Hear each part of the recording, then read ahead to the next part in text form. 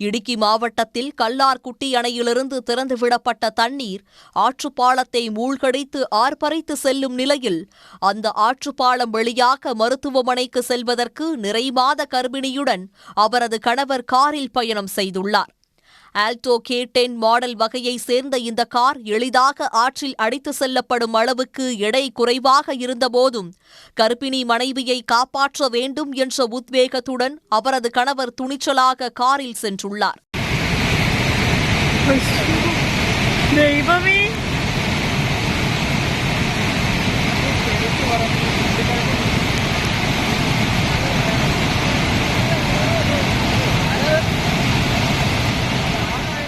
நிறைமாத கர்ப்பிணியின் அவசரகால மருத்துவ சிகிச்சைக்காக வெள்ளம் பெருக்கெடுத்து ஓடும் ஆற்றுப்பாலம் வழியாக உயிரை பணயம் வைத்து பயணம் செய்த கணவரின் வீடியோ வெளியாகி பலரையும் நெகிழ வைத்துள்ளது.